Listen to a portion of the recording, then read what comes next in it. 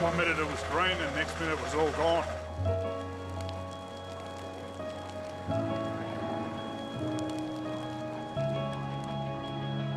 Without the fire crews, man, I'd have lost everything. Mum would have lost everything.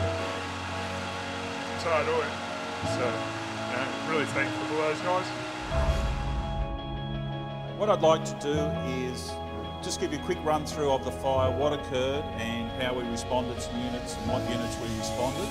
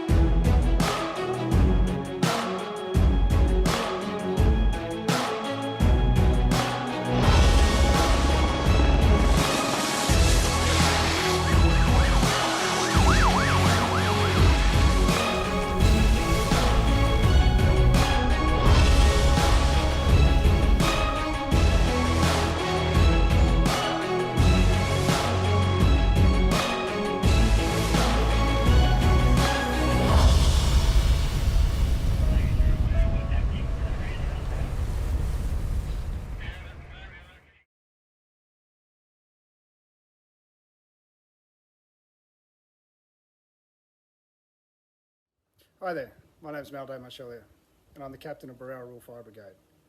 Welcome to our Get Ready weekend. Ordinarily we would be catching up face to face, but with COVID obviously that's not going to happen, so the brigade has gone online. Over this weekend you will hear from local Berowra residents who will share their experiences with bushfire in Berowra and what that means for us today. We have videos from our members with tips and tricks for preparing your plan and your properties. I'm going to spend a few minutes talking about the Berowra area and your readiness for the upcoming fire season. We've chosen to live in this amazing environment. The bushland that surrounds us is our backyard. We enjoy it on a daily basis, but our backyard is on ridgetops, which means they are hot and dry and prone to bushfire. Berowra has a long bushfire history and has been impacted many times in the past. In December 2002, fire came into the heart of Berowra, right up to Berowra Public School, cutting off the M1, the highway and the rail corridor. In 2007, we had a large fire that was stopped at the train station. Again, the highway, the train line and the M1 were cut off. But since 2007, we've had no large local bushfires. The Berowra population has changed and the level of bushfire awareness has dropped. Before the catastrophic day in 2019, we ran information kiosks at Coles and our members were shocked by the number of people who did not have a plan and were not prepared for an imminent fire threat. On that catastrophic day, if the Gospers fire had crossed the Hawkesbury, we could have seen a repeat of the 2002 fire, but on a much larger scale, when firefighting resources were already stretched across New South Wales. That didn't happen, thankfully, but that was due to the wind and the weather working in our favour on one day that prevented the fires from jumping the Hawkesbury and heading this way.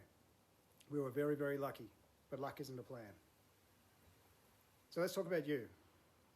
Are you prepared to deal with a bushfire event in Berowra? We need you to be aware of the bushfire risk to your household and the community. We need you to be aware that there are not enough fire trucks for every house or street in Berowra. We need you to understand that fire is a dynamic and unpredictable environment that can move rapidly and can catch you out. We need you to know that we're here to help, but that you must take responsibility for your plan. Do you stay and defend, or do you leave early? If you do stay, are you prepared physically and emotionally to deal with a fire event? If you do leave, where will you go? When will you leave? What is your plan B? Who will you tell? What will you take? So how do you make a plan? It's really, really easy. You start with a 20-minute conversation with your family and an online tool, myfireplan.com.au.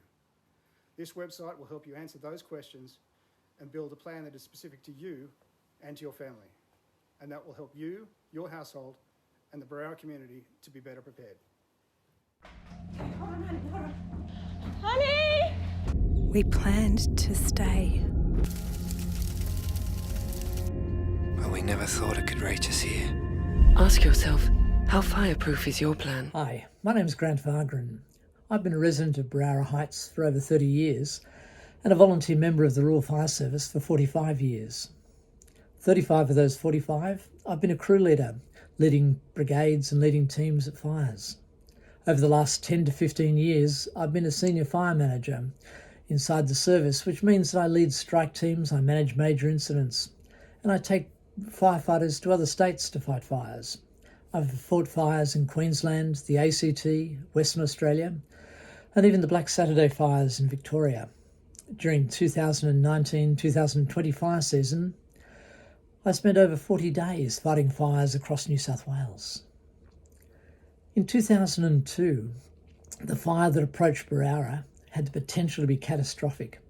It was being driven by very strong norwesterly winds, which are hot and dry and strong.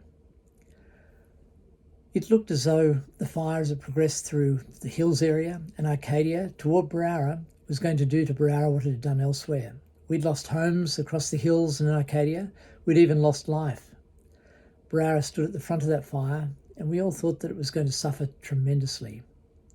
Fortunately, as the fire crossed Berowra Creek, the winds decreased, and thus the impact wasn't as great. It didn't rush up the hills with the same gusto as it had through other areas.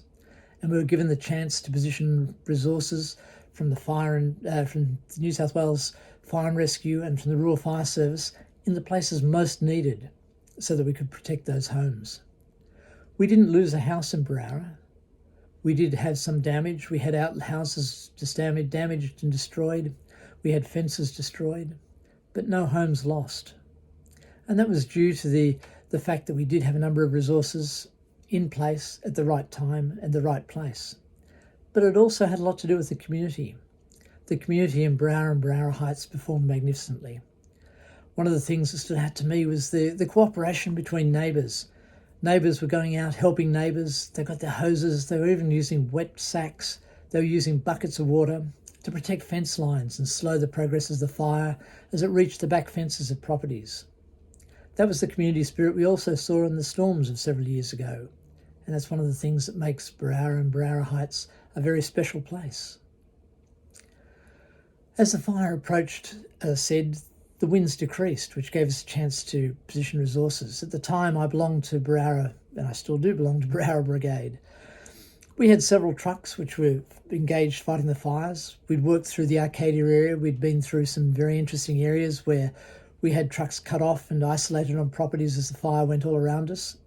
And we headed back to Berowra in some trepidation of what was going to happen. Our families, our homes are also at risk now. We also had a personnel carrier which we equipped with standpipes and hoses and several members to fight the fires from the streets, from the hydrants. All the resources we had were deployed, and there probably weren't enough.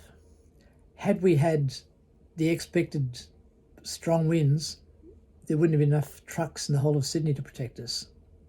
Fortunately, as I said, the wind decreased and we could deploy resources from the RFS and from fire and rescue at the appropriate places to stop the fire really badly impacting us. As the fire went past Berowra over to the north side, the east side of Berowra, normally it would simply pass us by, but the easterly sea breezes impacted the fire and blew it back toward the homes. Again, because those easterly winds are weaker, we had an opportunity to backburn into the fire and stop it before it impacted on places. But it was truly amazing through that whole season and that whole fire event how all of Berowra and all of Berowra Heights was impacted, from Gully Road to Berowra Waters Road, Eastern Road, all the way around to, in fact, Berowra Waters Road itself, as I mentioned, by the public school. We managed to put a good buffer around the fire, and that was really a helpful thing. It created a great buffer for the future. But I suppose the thing that we really have to consider is some of the dangers that we do face. We had that fire burning all the way up to Berowra Waters Road near the public school. It really brings to mind the fact that Berowra Waters Road is the only road in and out of Berowra Heights particularly. As a community, we need to be prepared for those sort of incidents. We need to know that we can be cut off by fire, and we need to be prepared. We need to know our properties are right when a fire does approach, and we need to be able to make that decision. Do we stay where do we go? It's really important at this time that you prepare your properties, that you think about the potential danger, the danger we faced in 2002 and we narrowly avoided. It will happen one other day. We do a lot of hazard reduction around to protect us against that, but one day we will face another 2002, and we may not have the advantage of winds lessening. Be prepared, be fire safe.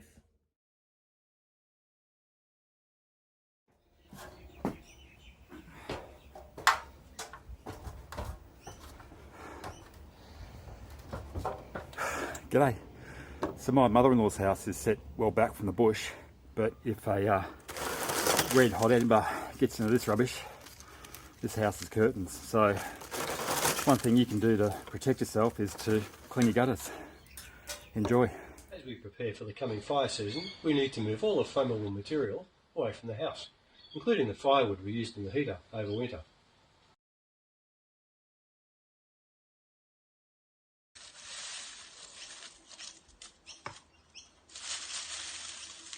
I'm preparing my family's property this weekend by keeping the garden well maintained. Hi, to help protect your house, like mine is in a ember attack zone in Berowra, consider replacing your fly screens, those plastic nylon ones, with aluminium ones. They help protect against any ember attack and they won't melt as easy. Can be picked up at pretty much Bunnings and that sort of thing. So yeah, do consider that. Cheers. Most likely when bushfire is close and impacts Berowra, water supply will be scarce. Also the power might be out. If the power goes out or there's water supply challenges, how are you going to put spot fires out around your house? A good idea on the morning before the fires or when things are going bad, fill all your auto bins with water. Then you've got plenty of water around to deal with spot fires. Hey guys, my name is Bryce and I'm from Berowra RFS. So here is my family's go box. It is different from a go bag, but essentially this just holds all of our important belongings, so all of our important documents such as our car rego, house insurance, all of that good stuff. It also has photos that aren't online. So on high fire danger rating days, this goes into the back of the car just in the event that we need to evacuate really quickly. It does give a really good peace of mind in those situations. Other than that, it sits next to the door, so it is easily accessible at all times and everyone in our household knows where it is. You can grab a box like this from any major hardware store, and yeah, it's been a really good addition to our fire plan and definitely provided a really good peace of mind, especially in situations where it has gotten a bit. My name's Chris Enright. In 2002 I was a deputy with Berowra Brigade. December 2002 and the months preceding it were very dry, and we were very worried about a very bad fire season coming up. Berowra Brigade at the time had been very proactive in having street meetings for the residents and informing them on how to prepare their properties. The message was very well received and put into action by the residents. The message that we gave them as well was it's not a matter of if a fire comes, but when it comes and what to do when it does. The big fires in 2002, as far as Berowra are concerned, started on Wednesday, the 4th of December. A fire started out at Maruta in the west and in the Baulkham Hills Shire about mid-afternoon. Smoke was clearly visible from Central Station when I was catching the train home from work. The fire spread rapidly eastwards and moved into the Hornsby Shire on the following day, or maybe even that evening. On Thursday the 5th of December, fire was spreading rapidly around the Dural Arcadia properties. It was very widespread and there were not enough units to deal with the outbreaks. Numerous bushfire brigades and New South Wales fire brigades, as they were then called, were dispatched to do property protection out there as the fire was very widespread and many properties were under threat. On Thursday evening, the fire jumped Berowra waters from Arcadia down to Berowra waters, and it jumped over into the valley below Berowra and started up the valley towards Berowra.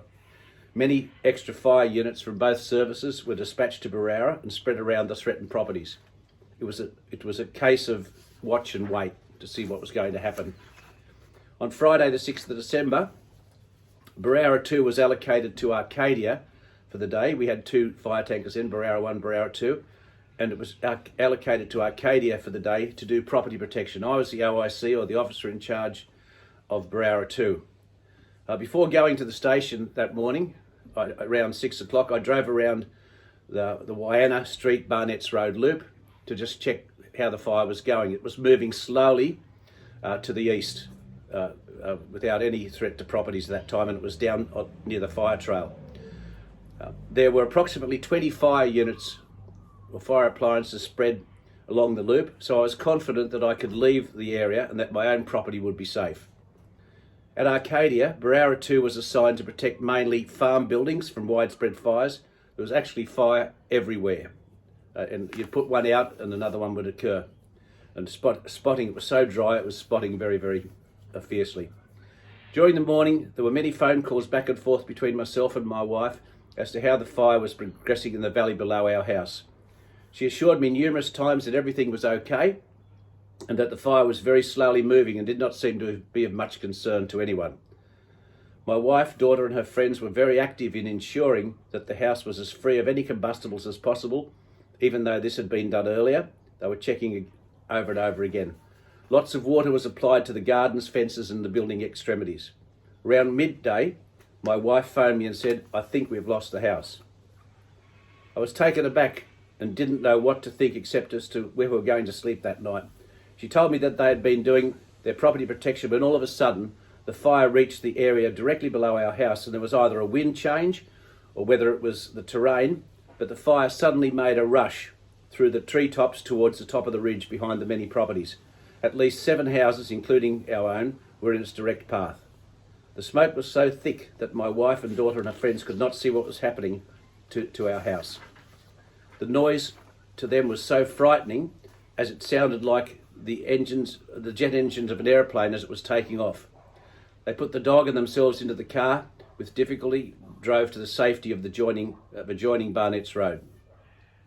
Thankfully, the New South Wales Fire Brigade and Bush Fire Brigades had deployed units to each of the properties in the fire's path.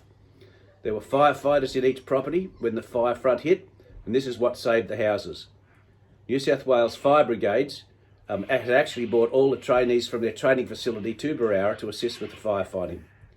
The house 2 up from ours caught fire, but it was quickly extinguished as firefighters were inside the house at the time. Afterwards, it was clear that our house was not burnt down because of the work which had been done to prepare it for such an emergency. All our gardens and fences were destroyed, however. The eaves of the balcony had started to burn, but had been extinguished quickly. Just the plastic roofing was damaged beyond repair. We were very lucky. The neighbours were excellent. They carried buckets of water and used hoses to extinguish any fire in the garden. They knew exactly what to do because of the street meetings which the brigade had held in the preceding months. It showed the true community spirit of the people of Berowra. The next day, there were door knocks from community groups to see if we were okay. Even Sky News came and interviewed me, and my friend from New Zealand saw the news item and phoned me to let me know and to see if we were okay. Thankfully, we were. The fire control officer at the time told me personally that they had thought they were going to lose around 200 homes during the fires. Thankfully, there were only a handful damaged superficially. After 2002, the New South Wales Government changed the regulations to make any future houses built on land adjoining bushland comply with strict guidelines to ensure they were fire resistant. Thank you. I hope this has been helpful to prepare your houses for summer. Bushfire fact. Burning embers can travel many kilometres ahead of a fire. So, while an actual bushfire may seem far away, embers can still cause spot fires to start around your home, particularly if you provide it with the fuel. Here are some easy things you can do today to reduce your risk. First, if you have leaves lying around, rake them up and dispose of them where they're less likely to catch fire. Second, if you use mulch or store firewood, move it well away from your house. Third, if you have any gaps around your home, such as broken roof tiles or underneath the veranda, patch them up. They're the perfect place for embers to get in and burn down your home. Getting ready for a bushfire is easier than you think. For more helpful tips, visit myfireplan.com.au today. Hey, it's no good having a fire pump unless you know it works.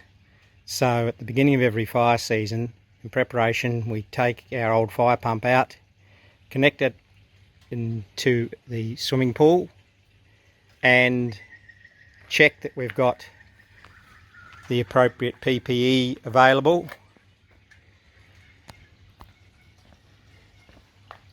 And check that the pump will start after having been primed.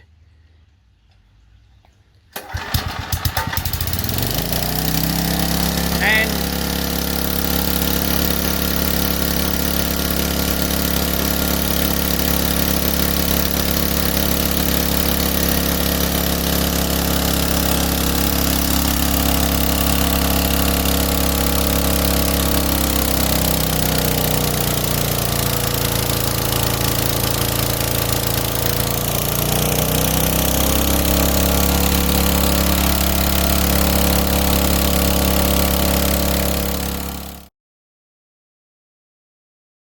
We're approaching the start of the fire season.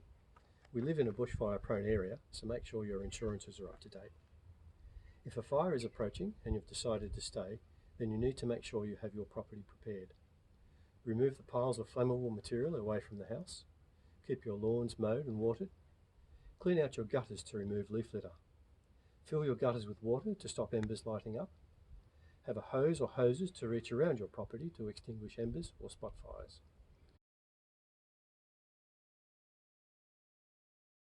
When the fire is close, take your hoses inside to protect them from melting in the heat from the flames.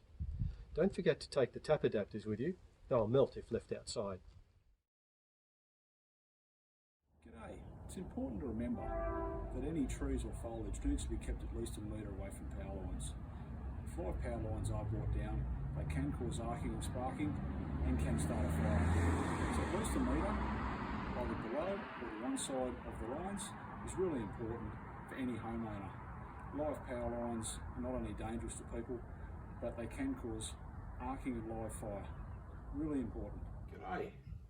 When we're storing barbecue and gas bottle equipment, it's really important to remember, try and keep it away from the side of the house. If possible, keep it in a paved and sheltered area. If the property or the house is impacted by bushfire, the bottles are protected, they're away from the side of the house, and they're protected from radiant heat and embers.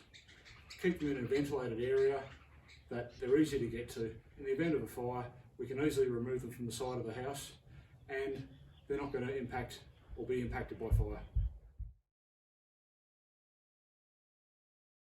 Hey guys, so one tip from me is that you remove fuel for fire. If you have trees on your property, remove the fuel. I try to look at getting rid of it every fortnight in the green bin, just so it's not laying around. Thank you. If you want to stay and protect your property this summer, you better be prepared. You've got to be dressed properly in all cotton. You've got to have good lighting on your head because it's going to get dark. Make sure you've got proper eye and lung protection as well. And you're going to be patrolling the house regularly for spot fires with a mop and a bucket. And you want to have the bathroom tub filled with water.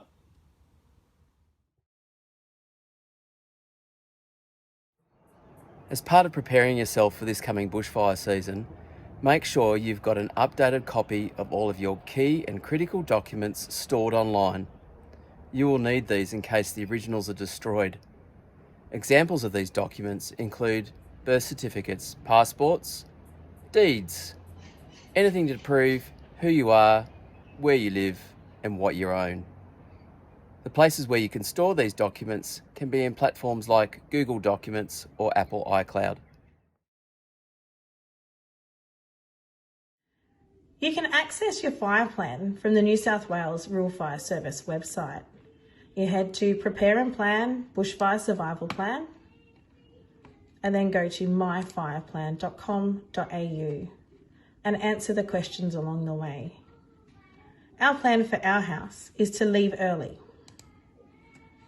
Everyone in our house agrees to this. We've made plans on what will be our indication as to when we will leave.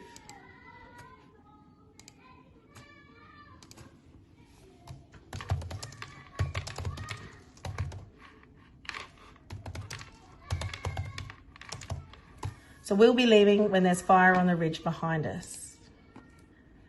We know where we're going to go.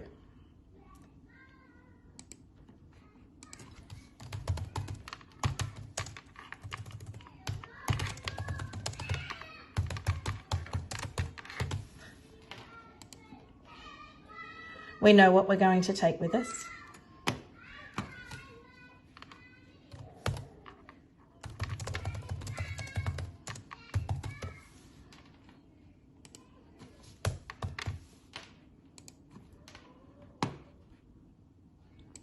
So this is our leave early plan.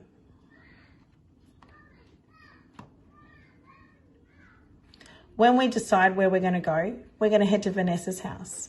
We need to ensure that we know exactly how to get there. So writing down the roads in which we're going to take to get there means that we will head in the correct direction. Our list of things, we have an attached list of items, and on the days that we feel that our house is at risk, we will actually collect all of those items and have them in one location ready to go, so that when we give the word, everybody knows that that's where we're collecting the items from and that's what we take with us. Thank you. G'day, my name's Lee. I'm from Berowra Rural Fire Brigade. Important thing that you guys got to sort out is a plan. Planning to have a plan is not a plan. So you get the family down around the table and agree on an action plan. Are you going to stay and defend, or are you going to go? How soon are you going to go? Make a decision. Where are you going to go? That's the other thing you've got to decide upon. If you're separated, who does what? This is all part of the plan that you've got to sort out. The thing is, you've got to have a bug out bag. I've got a bug out bag, or my family does, and I'll just show it to you. So here you can see the bug out bag, the black one. Now, a bug out bag includes, you'll need to have a change of clothes, at least one change of clothes. Make them sensible clothes, jeans and runners.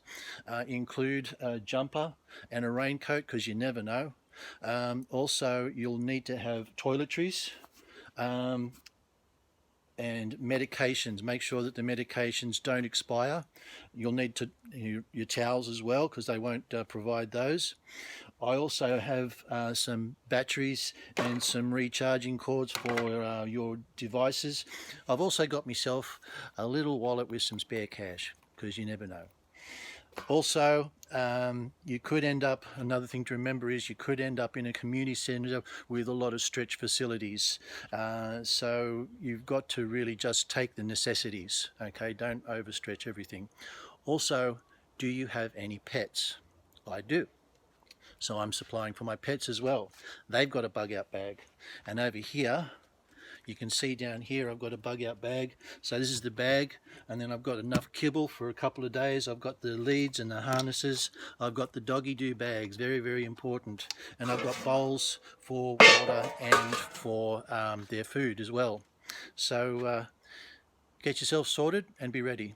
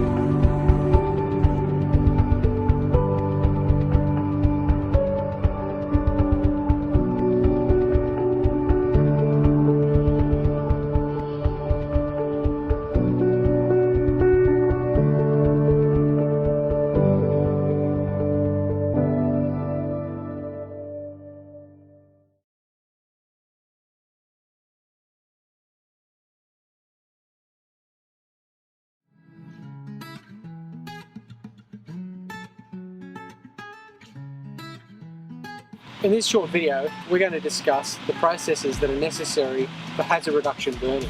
Hazard reduction burning is different to back burning. Back burning is the process that we use during a fire emergency to fight fire with fire, where we remove the fuel by burning it out ahead of the main fire front. Hazard reduction, what we're doing here today, is a planned event well in advance of the fire season, generally during the cooler months of the year, where we use it as a fuel management program. By reducing the fuel, taking away different layers of bushfire fuel, we are mitigating the impacts or lessening the impacts of bushfires when they occur. It's also very common to use hazard reduction for ecological purposes. Hazard reduction is an important part of preparing for bushfires. It helps to protect people, property and the environment. Fire is a natural part of the Australian ecosystem, with many plants and animals adapting to fire over thousands of years. The lack of fire can lead to a change in biodiversity and leads to potentially dangerous fires in the summer months. Fire agencies work collaboratively with land management agencies to formulate a fuel management program in their area and controlled burning operations. There are vast sections of our community that are classified as being bushfire prone. Therefore, where we determine hazard reduction works need to be conducted is based on a risk assessment. We need to focus our attention and emphasise our work on vulnerable communities. The intent is to also have a mosaic pattern or a checkerboard pattern in the bushland environment. We simply can't burn the same patch of bush every single year. The objective of bushfire hazard reduction burning is to reduce fuel loads in the vegetation, therefore minimising the potential impacts of bushfires on life, property and the environment. The characteristics of hazard reduction burning is a low flame height, low scorch height and a low rate of spread. As part of planning for controlled burns, we need to consider the type of vegetation or bushfire fuel, its load and structure within the environment. We need to consider the effects of burning on the environment and the community and ensure there is adequate fire breaks in place. Therefore, there needs to be a structured prescribed burn plan. Part of the environmental assessment is to look at what threatened species are in the area and what cultural, environmental or Aboriginal heritage is in the area. The burn plan will determine how the hazard reduction will be implemented. The detail in the plan will depend on the size and nature and scope of works. It'll include what control lines are required, water sources, refuge areas and escape routes for firefighters, for example. It's vital that all the crews who are involved with the burning operation have access to the plan and are fully conversant with all of the detail in that plan. The next step is to determine the appropriate season and weather conditions for burning. This includes ensuring that we have the correct temperature, relative humidity, the best wind direction and speed, and atmospheric stability. As part of the burning operation, we need to consider having the appropriate amount of resources for the task at hand. That includes having the right amount of personnel, trucks, machinery, aircraft, and logistical supplies such as feeding arrangements. So what's happening here is we've created a burnt buffer at the top of the ridge, immediately adjacent to the houses up there. We'll let that fire burn in nice and slowly, and as you can see there's been a low intensity fire here which is just creeping down the hill. Crews are then progressing forward, doing a line or spot ignition as we go around the fire trail, using the fire trail as the containment line. We can see that it's a low to moderate intensity because the fire hasn't got up into the canopy, nor has it climbed up the fibrous bark trees. This is precisely the type of fuel management that we want. Let the material burn itself out and create a burnt buffer immediately adjacent to the houses and therefore creating an asset protection zone. So we're now on the bottom edge of the fire. We've got the burnt buffer at the top of the hill. And what the guys are doing here is doing some spot ignition to carry the fire around on the bottom control line. This will then send fire back into the interior, and you can see that the fire behaviour is moving back forwards that way at a low intensity. They're only doing spot ignition. Where those spots come together, you get a bit of a junction zone. One of the major considerations for hazard reduction burning is considering what type of resources are most appropriate for that particular burn. In this case, we're going to be using aircraft and aerial incendiaries. Incendiaries are used for a variety of reasons, including making sure you've got the right intensity on the burn and allowing you to do spot ignition, carrying the fire across ridge tops and deepening burns where people on the ground or vehicles can't actually get access to. Yeah, so they simply feed into the machine. I can adjust the rate, and there's a glycol mix in there, so that's injected by a syringe that pierces that and then it comes out the chute through the floor of the aircraft. We've adjusted the glycol mix so it'll go off today. It's about 100% mixed because it's cooler, probably about 30 seconds. So we're currently working in an area known as the urban bushland interface, where we have houses at the tops of ridge backing directly onto bushland. This can be quite problematic to coordinate a controlled burn because we need to prepare the site well in advance of the burn. So what's happened on this side is we've had control lines or mineral earth lines put in around the assets. So we're using the natural formations to our advantage. So an important part of preparing for a controlled burn is liaising with the neighbours and having the neighbours on board to be part of the operation. It's the responsibility of the landowner to maintain their own property, making sure that the gutters are clear of any leaves and debris, and any wood pile or combustible material that's in the garden or yard has a good clearance zone around it. And when we've got smoke and embers blowing towards a house, there's a reduced risk of igniting any of those combustible materials. It's also important that the community and the homeowner works well and works closely with the fire brigade on scene at the time. At this house, we've got hoses deployed, crews down below, but also the residents at home so they know what's going on and they're part of the operation. Whilst we use the best information and forecasts available, sometimes it's difficult to predict where smoke will spread and what impact it will have on the community. We therefore provide notifications to local residents and ask that they take their normal safety precautions with regards to smoke management. What we see here is the mid-story vegetation layer or shrub layer that hazard reduction seeks to reduce. Across the trail, a recently conducted hazard reduction burn where the results show that that mid-story layer has been removed and the larger trees remain relatively untouched. Close by, the results of hazard reduction burning from 2 years ago where the regeneration process is well underway. Burning is just one way of preparing for bushfires, and it does not completely remove the threat of fire and doesn't remove the need to be prepared. We can't rely on burning alone as the only method of hazard reduction or fuel management. Mechanical clearing is one of the best ways to reduce fuel around assets and homes to create what is known as an asset protection zone. Taking into consideration all the environmental factors, the vegetation can be quite easily removed through mechanical means or by hand clearing. Hazard reduction burning has a strong reliance on having the right weather conditions at the time. Therefore, it's more viable to do asset protection work or mechanical clearing ahead of the fire season on your own property. As we can see, prescribed hazard reduction burning can be detailed and a highly complex operation.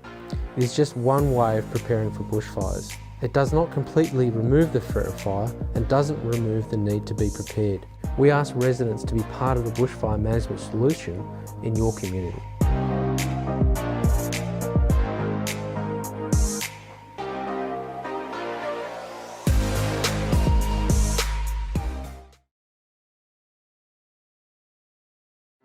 Bushfire fact. The radiant heat from a bushfire can burn bare skin from 100 metres. Covering up could save your life. Long sleeves and long pants are best to cover up any skin. Wear natural fibres like wool or cotton. Make sure you're wearing sturdy boots. Cover your head as well. A wide-brimmed hat can stop embers falling down your back.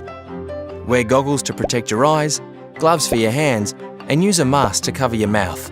An old tea towel or cotton shirt should do the trick. Here's a tip. Don't wear synthetic materials like board shorts or swimmers. They can melt in a fire and stick to your body. Getting ready for a bushfire is easier than you think. For more helpful tips, visit myfireplan.com.au today. Bushfire fact. Having a plan gives you a better chance of surviving a fire. So make sure you get ready today. Gather the family around a table and talk about what you'll do in a fire. Then complete the following steps in the bushfire survival plan to decide what actions you'll take. Step 1. Discuss what to do if a bushfire threatens your home. Will you leave early or stay and risk defending it? Step 2. Prepare your home for a bushfire. Simple things like cleaning your gutters and keeping your grass short can increase the chances of your home surviving a fire. Step 3. Know the bushfire alert levels. They'll give you an idea of the danger a fire poses. Step 4. Keep all the bushfire information numbers, website and the smartphone app handy. It's a great way to stay informed and may even save your life. Getting ready for a bushfire is easier than you think. Get the easy guide to making your bushfire survival plan at myfireplan.com.au.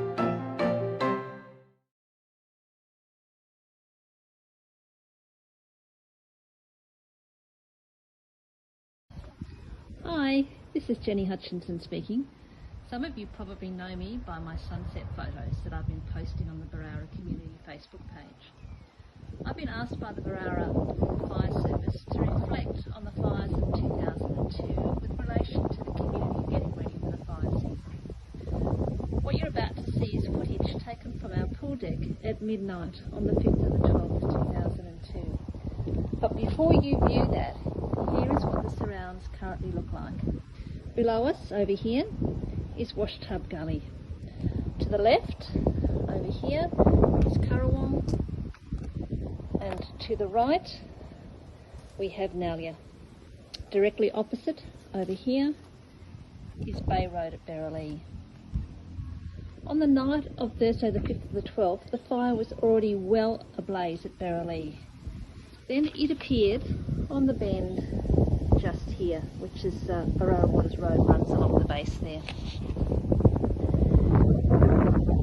And that whole area underneath Nalia took off and lit up. It then spotted into the bush over here at Currawong but failed to take. The wind then shifted and it hit us, which is the footage that you're about to see. I want you to take note, please, of this tree right here. On the day of the fire, we also had the Metropolitan Unit from Hornsby using our house as their lookout because we were the highest point. So we knew the fire was coming, and when we realised it was inevitable, we took the children and our pets to a friend in Mount Colah and got prepared. I clearly remember a number of things from that day. The sticky beaks, the people who turned up with their wine and cheese and stood there and watched. And I can remember saying to them, go away or help. And they said, no, we're here to watch the fire. So I guess I'm slightly ashamed of this. I threw a bucket of water over them and they left. The young men of the neighbourhood who appeared like magic. The RFIS guys who turned up, and Thursday night was bin night, so they're busy shoving the bins all over the place and shouting out, where are the hydrants? The embers, it was just like snow. It was the most incredible thing I think I've ever seen, just these embers just raining down on us. And it did also rain that night as well, which was odd, you know, massive bushfire and it was raining.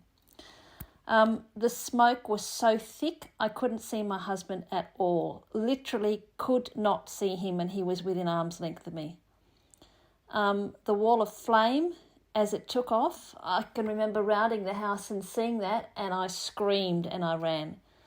The noise, the wind, me running around trying to put out spot fires at the front, then climbing into the ceiling space where I'd put a bucket of water to put out any embers that had got in there. And I'd be out in the front garden again with the spot fires. Random angels filling buckets of water from the pool and tossing it over the edge. Absolutely zero water pressure. Red raw eyes, lungs full of smoke. And days afterwards putting out spot fires as the tree roots would reignite. My advice is to be prepared. Make your plan as a family and think of all contingencies. Don't be complacent. I was asked, would we stay and fight again?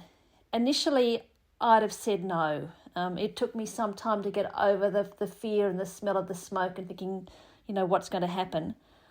But since then, we have rebuilt the house to flame zone standards. So while a house is never going to be completely fireproof, I do feel safer. So yes, I would probably stay and do this again. Don't be a sticky beak. Be prepared and know where the nearest safe place is and how you'll get there. And the RFS are absolutely amazing. And that tree I pointed out before, that's the tree in the video that's on fire. And that fire came within 30 metres of our house. So be prepared. And thank you so much for allowing me to share my thoughts with you.